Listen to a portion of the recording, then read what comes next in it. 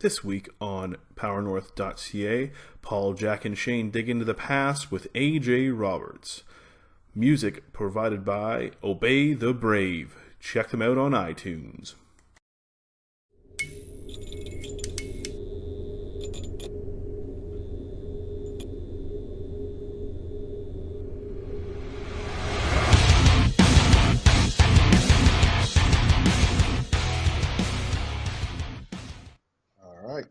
All right, everybody, welcome to PowerNorth.ca, dropping loads of knowledge and bringing you the stories of strength. Tonight's guest is the one and only Mr. A.J. Roberts, the man that I feel in the world of podcasts probably needs no introduction. So, Shane, can you tell us a little bit about what we're going to talk about tonight? Yes, so we're going to go into a little bit of AJ's background in, how he got into the States, how he got into powerlifting, how he got out of powerlifting, and what he's done after, because AJ has done everything.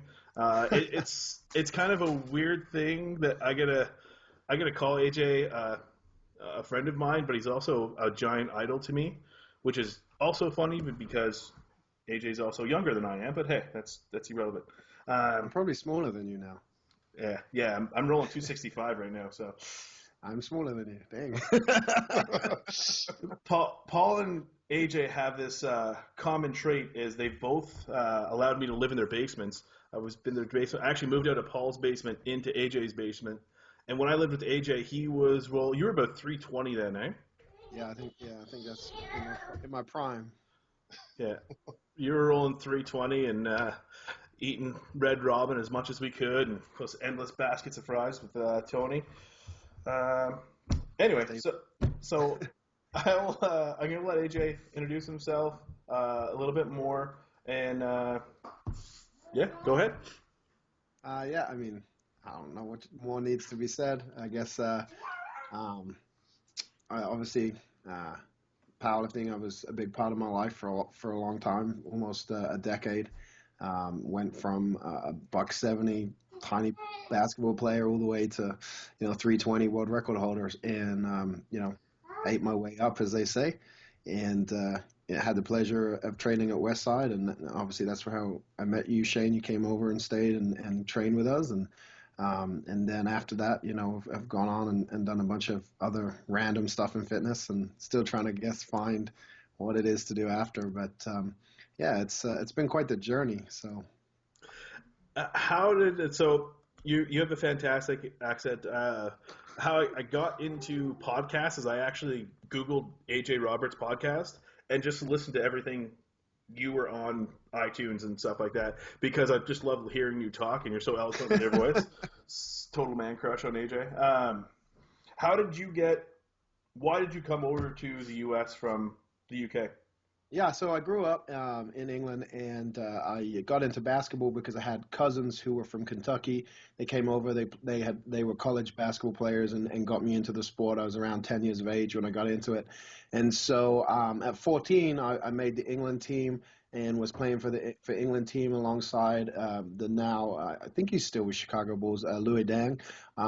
And I was on the same team as him. Obviously, he went on and did a lot better than me. But I thought that I was going to be a professional basketball player, and so the logical ascension was obviously to come to the States and to play in high school and try to earn a college scholarship. So I did an international exchange to get over here.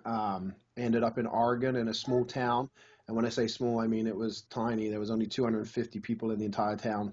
A total of 57 people in the grade school and high school. I think there was 17 in my graduating class. So I went from a town of 2 million to that, and so that threw me into being a three-sport athlete, because there was no one else to compete with. So I was a three-sport athlete, and the weightlifting coach was also my math coach and the football coach. So I got into lifting and was just really strong at it. So my senior year, after I came over for basketball, my senior year, I was found to be recruited, and unbeknownst to myself, the basketball coach had seen my application for international exchange and went and found me a family so I could live with, and that. So I wasn't able to play, and that's what led me into getting into powerlifting. So went from England purely to play basketball, and then found out that I was stronger with everyone. And then when I didn't have anything else to do, I figured, why not compete in this sport that I'd never heard of before.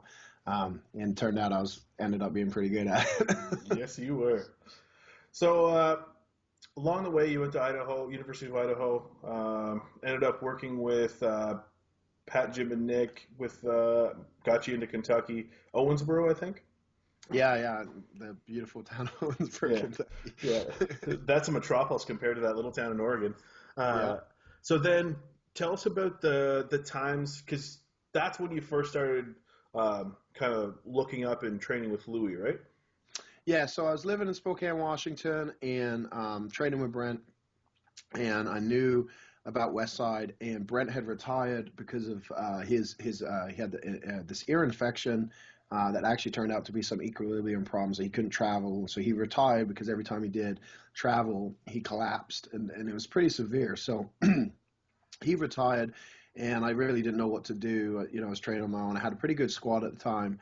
I thought, oh, maybe I'll move to Westside. So I called Louis up. I kind of said I was thinking about moving that way, and he asked me my numbers. And I think at the time I had squatted 1,008, benched maybe high sixes, sevens, and deadlifted low sevens. And he goes to me, well, you'll be the weakest guy in the morning crew.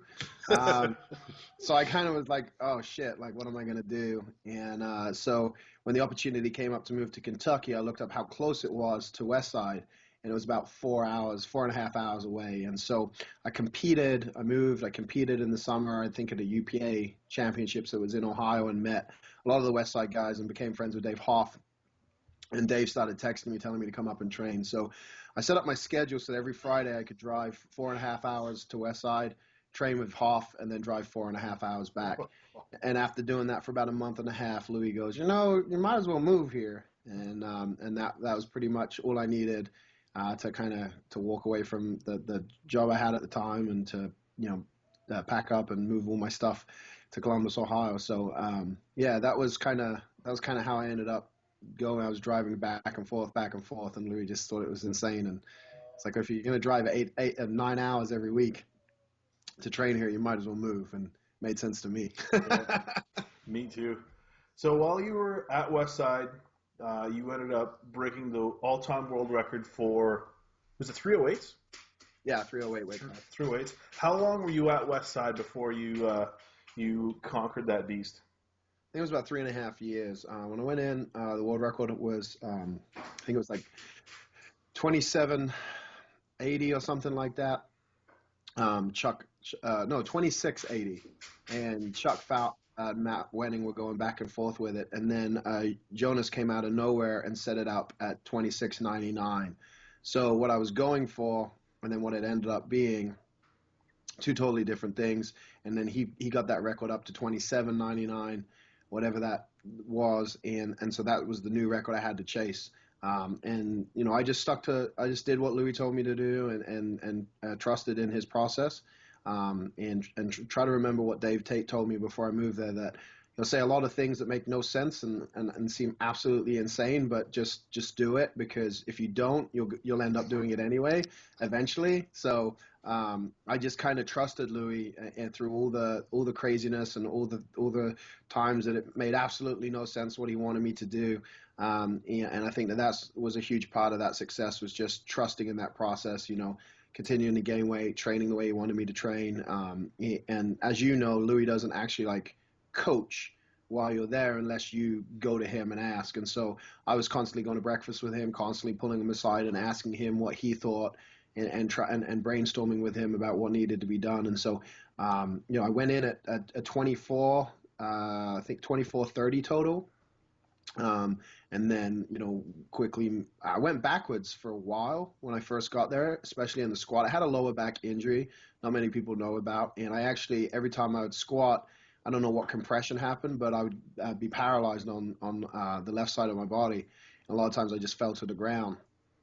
And Louis had me start doing reverse hyper, 4 times a week, and doing a bunch of other stuff. But my squat went backwards almost 100 pounds before it started to move forward again. But the whole process, he said, you're relearning how to squat, you're retraining. And so I trusted that. And then once I got back to where I was on the squat, it was like everything just, went vertical for me. And it wasn't too long before I found myself in the 1100s and then breaking the record. Yeah, it's 28-25, I believe, if I'm not mistaken. Yeah, I broke the record at 28:25 in March 2011. Re-broke it at the end of the year in August at the Pro-Am. I went 28:55.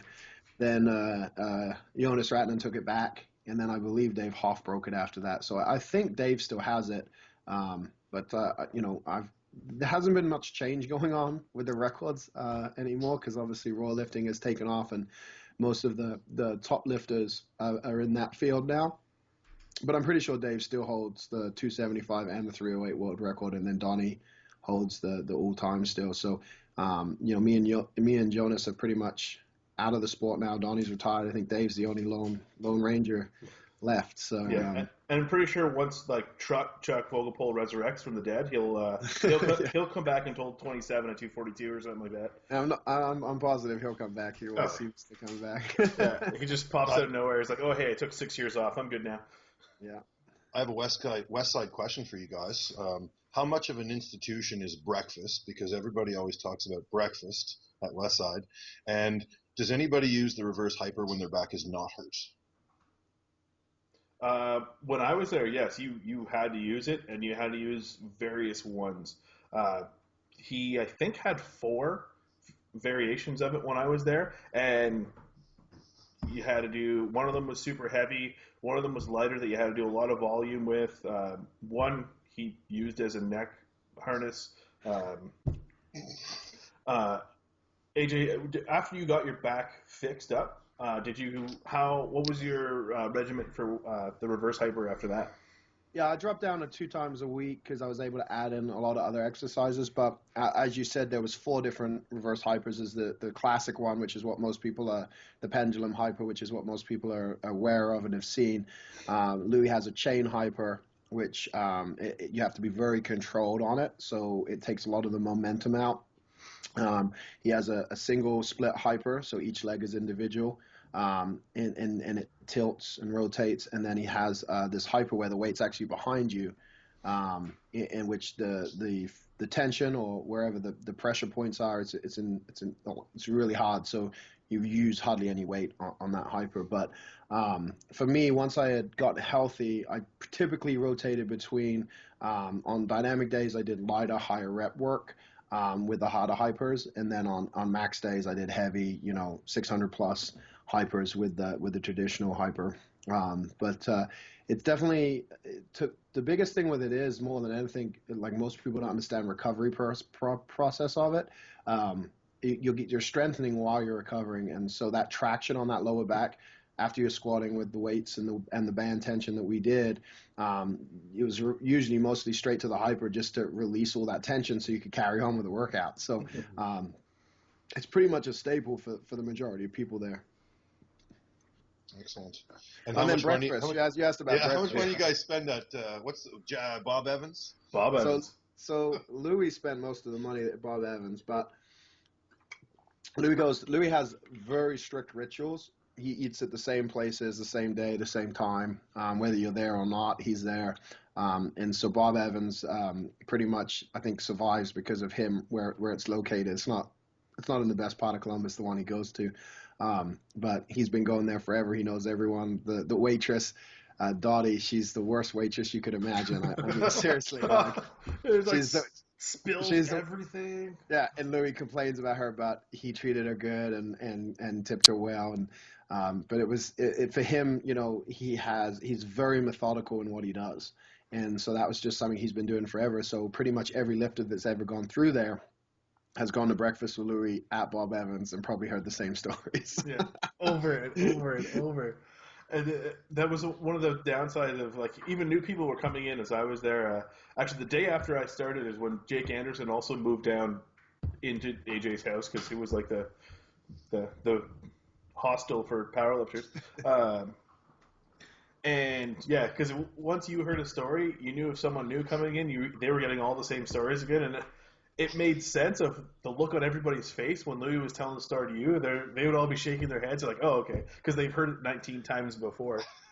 Yeah, I think he like over the years has refined the stories based on the reaction, right? So if it's a if it's a good story, he keeps it, and because I heard a lot of news stories, but then never heard him again. So I think he's like a comedian. He's like testing stuff, like does this stick? And and he has his punchlines, and it's brilliant. It's great listening to him when he's presenting and speaking, which I was had the pleasure of teaching alongside of him at many of the seminars. But just like hearing the way he delivers stuff. For someone that didn't graduate high school and as he says, doesn't have much going on, like he's one of the most intelligent people I've ever been around, and his ability to pass that on to each generation of lifters has been phenomenal. And you just look at everyone that's come out of Westside, whether they remain friends with Louis or left on good or bad terms. You look at how many top coaches in the industry now, who are leaders, who are working with people. It's hard to find someone whose fingerprint, Louis doesn't have a fingerprint on, and I just think that that's phenomenal. And it was definitely a pleasure to be a part of that. That's so cool. So I know one thing you talked about when I was mooching off you is once you got the world record, you were going to be done. That was it. You wanted to get the world record, and then you were moving on because you had a lot of goals you wanted to achieve. So take us through that step, that transition out of powerlifting. You're like, all right, I'm done. I'm moving on. The cover of Power Mag, CrossFit AJ on the cover of Power Mag. Yeah, that was the only time I guess Mark felt that I deserved a cover. But, in my worst. So what happened was that for me to achieve what I wanted to achieve, I knew I had to push the limits of my health, because I was one of those guys that when I gained weight, I got stronger. When I lost weight, I got weaker. And so weight gain became a key component of my strategy. And so one of the things that a lot of people, unless they've heard the story before, don't realize is that when I was at my strongest, I was the most unhealthy I've ever been. And so I had severe sleep apnea. I'd wake up in the middle of the night. I mean, Shane, you can attest to the snoring. Yeah. It was like a rolling roar, in, out, in, out, in, out. There wasn't a break, and then I would just stop breathing. And so I'd wake up in panic attacks, and so my sleep, I'd sleep less and less and less, which anyone who knows about sleep deprivation, you start to go a little insane, you start to be super paranoid. So I just got to this point where like I didn't know how much longer I could push it, and I knew the goals I wanted to get. And so once I achieved that, mentally I tapped out. And I remember after the 1200, which was the last meet I did, I remember sitting down with Lou at breakfast to talk about, I wasn't in a position to tell him the day after I'd done that. I thought maybe, give it some time, maybe I'd change my mind, But I remember sitting down with him and he started talking about what I needed to do next. And it was, you need to go up to 350. And I just looked at him and thought to myself, you're absolutely insane, old man. And it was the first time in my entire career that Louis said something that I thought was insanity. Everything I had said, he thought I was insane. And he challenged me on a lot of what I said. Like I told him I would break the world record. He believed in that, but I said I would squat 1,200. He said never. I said I'd be in the top 10 all-time bench list. He said never.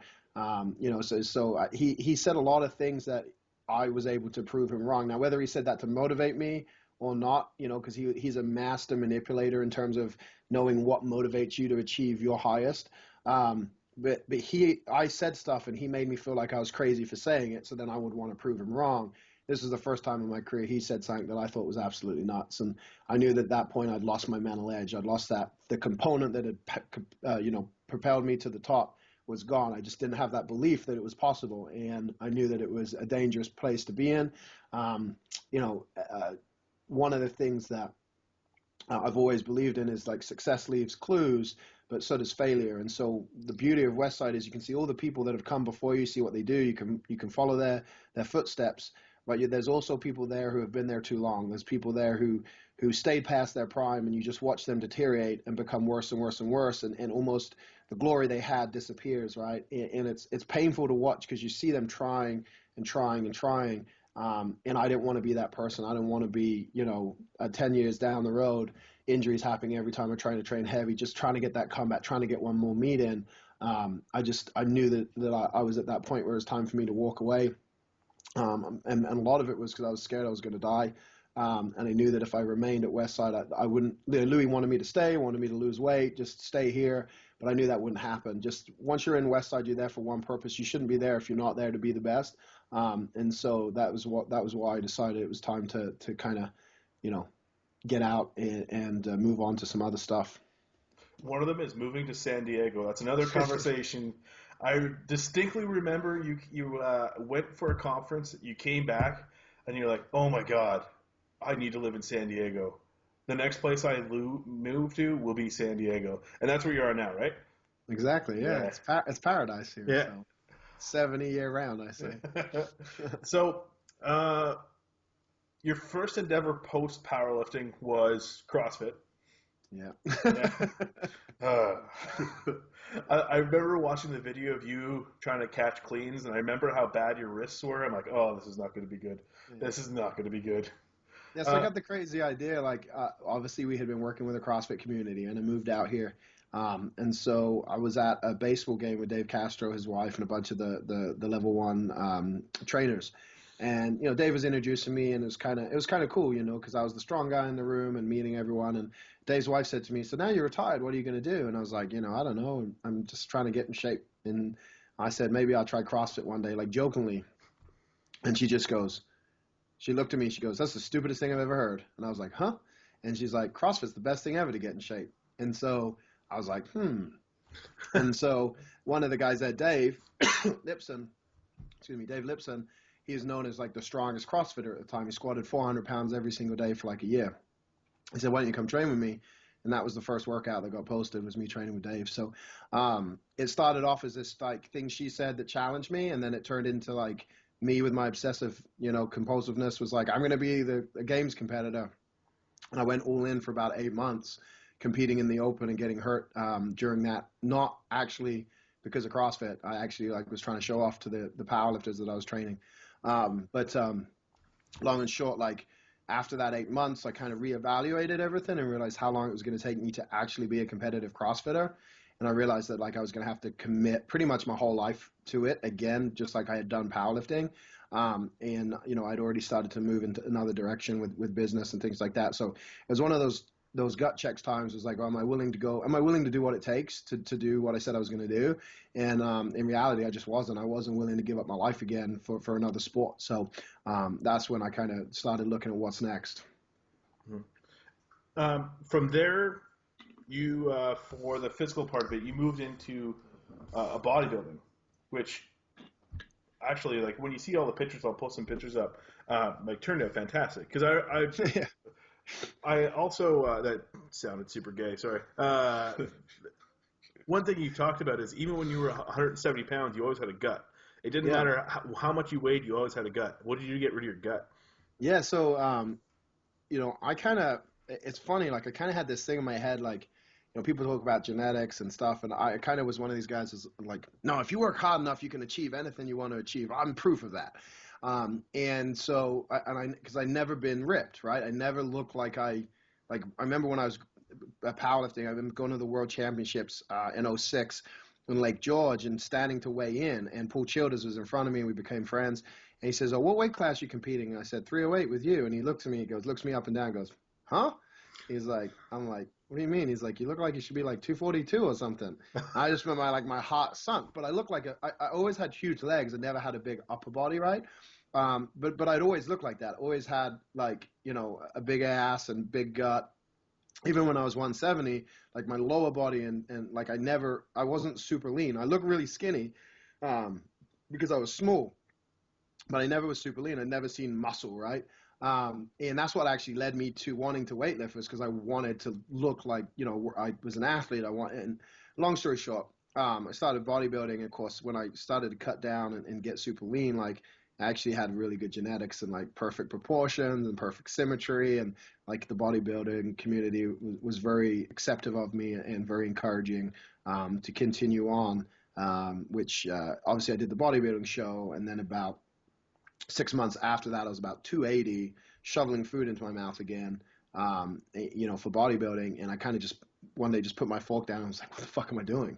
I was breathing heavy again. I was swollen. I was like, I'm doing it again. And it was just that I was like, I don't like it's going to take me another 3 years to be a pro bodybuilder. And then what does that actually get you, right? When you turn pro in bodybuilding now, it's like getting a pro card's one thing, but being a professional bodybuilder is a completely different ball game, and being competitive. So I might have good genetics, but that doesn't make me, a top Olympian bodybuilder. And so that's kind of why I stepped away from bodybuilding. But yeah, it was a big weight. It was a big realization, like, oh shit, well, maybe that's why I was really strong. I actually do have good genetics. Like you top good genetics with everything, then you get it. But I kind of shattered that my own myth that like anyone and everyone can be the greatest thing ever. People have set points. I've kind of accepted that, but still think everyone can achieve more than they can imagine. But that was the first time, like just trusting the process. I work with Shelby Stans, and just trusting the process and following what he said, and the weight came off, and the abs didn't come in till like the end. And I actually remember, like, I looked better the day before I went on stage because the cutting process we used, I reacted to the fiber, and so I actually had about 8 pounds of food in me when I went on stage, so I wasn't as cut as I was the day before, which I was bummed about. But I just remember when I saw the abs, and like I remember when I knew I was lean, because I was tanning in the tanning bed at the time, which is super gay. But like I remember all of a sudden, like my ass hurt because I was like lost all the fat. And I remember just like trying to be comfortable on the bed, and like I was like, what the heck? And then the tanning bed, like when you're super lean, it like veins you out. And so I remember like my favorite time was going tanning, because like I was just shredded. I could see everything, and the abs were popping. And it lasted for like 2 weeks, and I just remember being like, "Fuck," you know.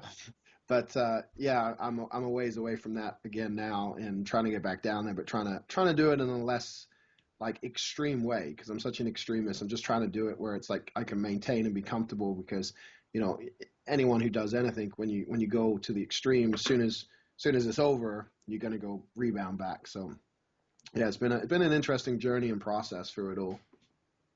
Did Shelby have you do the cheeseburgers at midnight and flank steak and fucking So corn chips? here's the deal. For like, as we came close to the show, and we started to actually get to a point where we were cutting carbs and then introducing cheat meals, found out that my body is extremely sensitive to carbohydrates. So my first cheat meal, he tells me I can have a burger, fries, and a small dessert. And I'm like, okay, cool. And he's like, he's like, just, when I say burger fries, like, I mean like normal size, da da da da. So I just went to In-N-Out. I got a regular burger, regular fries, and then got this small ice cream dessert. Like, next day I weighed in, I was like 8 pounds heavier. And he's like, what did you have? He's like, what did you eat? And I'm like, this is exactly what I ate. He's like, you should have lost weight. You're supposed to it's supposed to spike your metabolism. I'm like, oh, well, I don't know. Maybe I just need to take a shit. Anyway, 4 days later, my body's still 6 pounds heavier. And so from that point on, I got no cheat meals. My cheat meal was like half a cup of rice. So pretty much for like almost 6 weeks, like going in, I was in keto, and we were doing all this, like, because my body was so reactive to stuff. But I remember, like, I'd obviously never been that lean before, but I remember, like, when you eat something that your body reacts to, like, you can instantly see the changes. Like 20 minutes in, like, you can see the water retention, you can see this. And so we really got to learn my body, and then going into that process. But the greatest thing was the day of the show. I competed, like, obviously did the morning routine and everything, and then sent Shelby pictures, and he's like, you can go eat cheeseburgers again. I was like, yes. But the crazy thing was, obviously, for dinner that night, like, obviously I was done with the show, so I could go out and eat whatever I wanted. He told me not to go crazy. I'd rebound. And for some weird reason, I wanted curry, so I ate chicken and rice as my cheat meal, like, that night before. Because I wanted curry. I went from this curry house, but as I was eating it, I was realizing I was eating the same meal I'd eaten the entire prep. So I was like, what a waste of a cheat, but it's what I wanted, so it was good enough. Awesome. You think it's about time for one of our signature segments? Yes, I do, sir. The one that we always start with is called What the Hell Was I Thinking?, where you're going to share with us and our viewers a story of the stupidest shit you may or may not have allegedly done. and we've had quite a wide variety of things: training stupidity, just general drunken life stupidity. So yeah. Anything you want to, any crazy story you want to share with us? I'm not really, I mean, as Shane can attest to this, I'm one of those. I'm kind of mellow. I kind of like look at stuff as like pick your poison, right? So during my powerlifting years, I didn't really do too much insane stuff, but definitely as a teenager, I was a little different. And this one time when we were, I always think I know best, and we were hiking. We were somewhere with school, and we were hiking, and we were at a very tall mountain, and I decided I didn't want to go down the path that everyone else was going down. I'd go down my own route, and I actually came to like a cliff's edge, and then like slipped over the edge and like tumbled down like half this mountain. And I remember getting up, like brushing myself off. I was like scraped up and cut up. I remember just like trotting along, going back to the bus, meeting up with everyone, like not telling a single soul what had happened. But I remember at the time, like I was like thought I was gonna die. I was absolutely certain I was gonna die. Yeah, it was just one of those times where I thought like I just go this shortcut, I'll beat everyone down, and didn't work out too well. So that's probably one of the what the fuck moments, like as I was going through that, like, and I'm sure I've done other stuff similar to that where I've gone my own way thinking I knew better and kind of not. When you met back up with your friends, were you able to play it off like no big deal, nothing happened, despite I just scraped up? I said I just tripped over a rock because I was worried that like I would get in like major trouble. But obviously probably wouldn't have. They probably would have tended to the wounds. But yeah, it was one of those things where I think I was more embarrassed at my own stupidity, and I didn't want to tell anyone that I literally fell and like was see the barrel rolls that you see in the movies and stuff, like that's what I was doing down the hill, and it's insanity. Fantastic. That's up there. That's a good one. Yeah. And our final signature segment is called "What the Fuck's Your Problem?", where we give you the opportunity to just kind of, speak out against something that's current event in the strength community that pisses you off. I'm like, who's gonna be text messaging me? This whole raw geared like whole fucking argument drives me insane. Like I remember when I first started powerlifting, and Brent, kind of clued me in on all the bullshit that was in the industry, and people arguing about depth and stuff like that, and then now there's no gear and people are still fucking arguing about depth, and it's just ridiculous to me. This is continuation of the same stupid shit, and I've always appreciated all strength. I grew up watching strongman. I watched the Olympic lifting. I love it all. And I look at like all the different things that are going on, and it's like if you're a fan of MMA, you're a fan of Brazilian Jiu-Jitsu, you're probably a fan of Muay Thai. Like there's all these things that make up sports, and you look at like CrossFit, and people like want to hate over here, or you look at Olympic lifting and powerlifting, and they want to be enemies and say, oh, we squat deeper. And I just don't understand why you think like if you're this type of lifter that makes you superior to anyone else. I just look at it and have appreciation for it, and I'm like, I don't care who you are, like putting that much freaking weight on your back and going up and down, like whether you're an inch high or fucking what, like it takes fucking balls. And it's always the people who like are shitty fucking lifters who want to bitch and moan about it, and they think they're good lifters. Like, but I never hear like top lifters just ragging on other people, and it just baffles me that like now Raw is like the biggest thing going on. The arguments are exactly the same as when geared happened. Like a meet happens,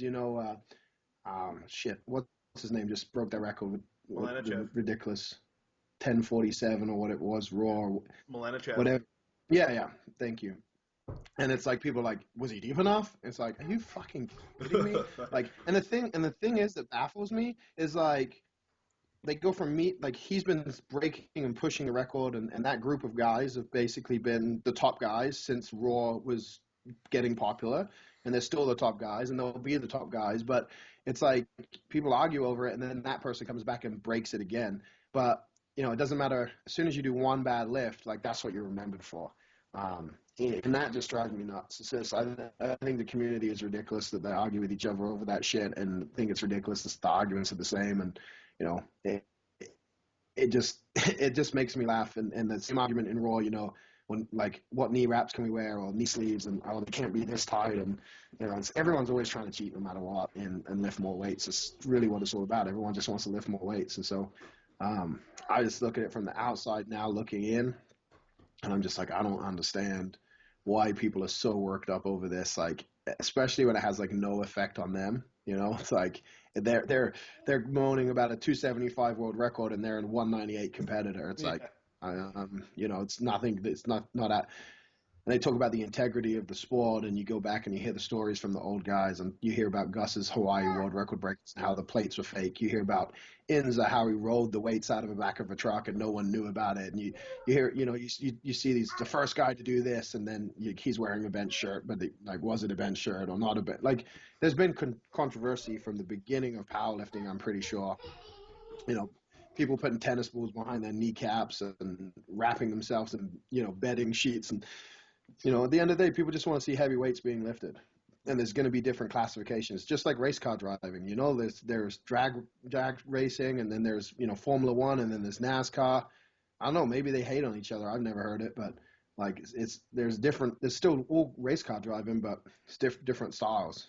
Pick what you want to do, enjoy it, break records, and be happy. Like, I just don't understand that. Just still to this day, I'm like, it just makes no sense. Like, I look at the guys who are lifting raw now, the Dan Greens and the Lily Bridges and all those guys, and I'm impressed as shit by that shit. Like, I look at those guys, I'm like, holy crap. Like, I don't look at them and be like, oh, they're weak because I lifted more. Like, I just look at it like, I know what I did without the equipment. I wasn't weak. Like, I did an 850 raw squat in training, bench 585, and deadlifted 775 in raw in competition. So it's like, obviously I'd still be a competitive lifter. And if I trained well, who knew what I could have done? But it's like, I don't look at their lifts and be like, oh, they're pathetic because they're lower than mine. Like, I just look at it as like, they're strong as shit. Strong is strong, Agreed. I don't think Usain Bolt looks at the guys that I win the wasn't Tour de France man. and go. That was fantastic. Shane, is our audio still working real good? There was a little remix. That was a good one. Yeah, there's a little remix in there, but that's. I'm getting a little bit busted up audio. I'm not sure how it's coming on yours. Yeah, and randomly your video just popped up too. Oh yeah, Paul's hey Paul, still there. Hey. All right, so one thing that we've kind of noticed is that people that succeed in life and in training and everything are reading and trying to grow themselves. We noticed that you are in a library right now. What for training? Because I know you have you're a very successful businessman. You're a very successful entrepreneur, which I cannot spell. I tried to text that to Jack today, and it was so bad that my phone couldn't even autocorrect it. And then you just gave up on the text, knowing I'd be mad. Yeah, he would English the hell out of me. Anyway, give us 3 books for training that you've read, let's say in the last 3 or 4 years, that you've liked. Oh man, honestly, like, after I moved to Westside, I kind of stopped consuming so much and just started, like, almost like Wendell says, just putting the work in the gym and experimenting. But I definitely, I mean, it's the same stuff as always. The more you know, the better. So a lot of the stuff around block training really interested me for a while. So I invested in that. And the cool thing is with anything you read, like, you don't always have to agree with it, but at least you understand the other side. So that's been a good one. And I'm just going to peek at my bookshelf to see kind of what's new that I have purchased, because I have purchased and read books, but I'm trying to think for powerlifting. Well, training in general. Yeah, I mean, I think that the big areas that people should be focusing on more than anything is everything but the trading, right? So Kelly Starrett's book was something I invested in. Obviously, I got to work with Kelly, but just that side of stuff, recovery, mobility, all of that stuff. I was probably one of the first guys to start doing that at Westside, rolling around on foam rolls and stuff, and Louis was like, what are you doing? Dude, lay on the floor. Yeah, you get up, you fag, and by the time I left, Louis was using the cross balls and stuff like that. So I'd say that's probably a really good investment for a lot of people. And that's the supple leopard. Yeah, becoming a supple leopard. Yeah, Becoming a Supple Leopard. Um, hmm. What about books I that are think for life? I know you're kind of you're a yeah, that's outgoing kind of person. yeah. I think I mean I'm always reading, so I consume a lot. Someone always says, "What's the best?" And it's like, well, what are you interested in? But one of the books actually I'm reading right now, which is really good, is The Way of a Seal by Mark Devine. This is a phenomenal book. I think anyone who's an athlete really can jive with Mark's stuff. And he has another book called Unbeatable Mind, which is more the mental side of stuff, which I'm a huge proponent for. I think most people should learn the mental side of stuff. So, those, and then outside of that, like anything that, I mean, a lot of people would probably shun this stuff, but anything that's going to expand your thinking about possibilities. So, I'm huge in personal development space.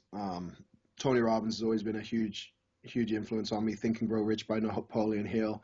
A lot of the stuff that I read, you can draw parallels in, right? And a lot of people don't realize that. Like if you're successful at one thing, you can be successful at anything.